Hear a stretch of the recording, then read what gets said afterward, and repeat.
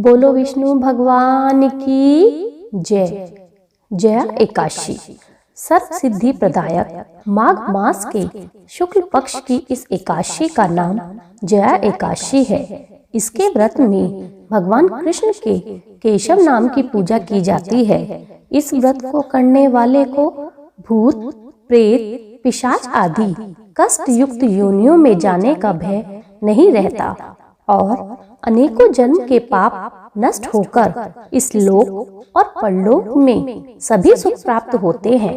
धर्मराज युधिष्ठिर ने भगवान श्री कृष्ण से पूछा, हे जनार्दन, आपने माघ मास के कृष्ण पक्ष की षटतिला एकादशी का अत्यंत सुंदर वर्णन किया है, अतः आप कृपा करके माघ शुक्ला एकादशी का क्या नाम है, उसके व्रत की क्या विधि है और उस दिन किस देवता की पूजा की जाती है, विस्तार पूर्वक कहिए। श्री कृष्ण भगवान बोले, हे पांडु पुत्र, इस एकादशी का नाम जया एकादशी है। इसका व्रत करने से मनुष्य ब्रह्म हत्या आदि पापों से छूटकर स्वर्ग को प्राप्त करता है।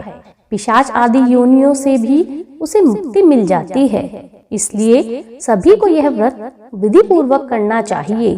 अब मैं तुमको पद्म पुराण की एक कथा सुनाता हूँ। देवराज इंद्र स्वर्ग में राज करते थे और अन्य सभी देवगण सुख पूर्वक स्वर्ग में रहते थे।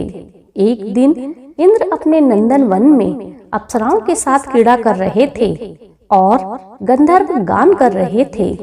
उन गंधर्वों में प्रसिद्ध पुष्पदत्त तथा उसकी कन्या पुष्पावती और चित्रसेन तथा उसकी स्त्री मलिन भी थे। मलिन का पुत्र पुष्पवान और उसका पुत्र माल्यवान भी उपस्थित थे। उस समय पुष्पवती माल्यवान को देखकर मोहित हो गई और काम बाणों से चलायमान होने लगी। उसने रूप, सौंदर्य, हाव भाव आदि द्वारा माल्यवान को वश में कर लिया। पुष्पवती की सुंदरता को देखकर माल्यवान भी उस पर मोहित हो गया। ये दोनों कामदेव के वश में हो गए थे, परंतु इंद्र के बुलाने पर नृत्य और गायन के लिए आना ही पड़ा। उन्होंने अप्सराओं के साथ गाना शुरू कर दिया, परंतु कामदेव के प्रभाव से उनका मन गायन में न लग सका और वह अशुद्ध गायन करने लगे। इनकी भाव भंगिमाओं को देखकर इंद्र ने इनके प्रेम को समझ लिया और इसमें अपना अपमान समझकर इन दोनों को श्राप दे डाला कि तुम मृत्यु लोक में जाकर पिशाच का रूप धारण करो और अपने कर्मों का फल भोगो। इंद्र का श्राप सुनकर ये दोनों अत्यंत दुखी हो गए और हिमाचल पर्वत पर पिशाच बनकर अपना जीवन व्यतीत करने लगे। रात दिन में उन्हें एक क्षण भी निद्रा नहीं आती थी, क्योंकि उस स्थान पर अत्यंत सर्दी थी। अचानक एक दिन उनकी भेंट ऋषि नारद जी से हो गई।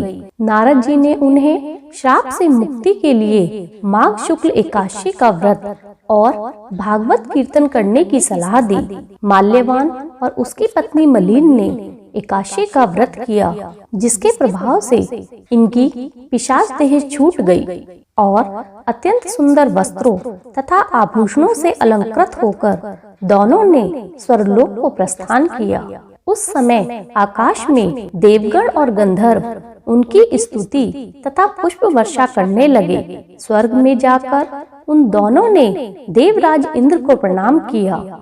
इंद्र ने इनको उनके पहले रूप में देखकर अत्यंत चकित होकर पूछा, तुमने अपनी पिशाच योनि से किस प्रकार छुटकारा पाया है?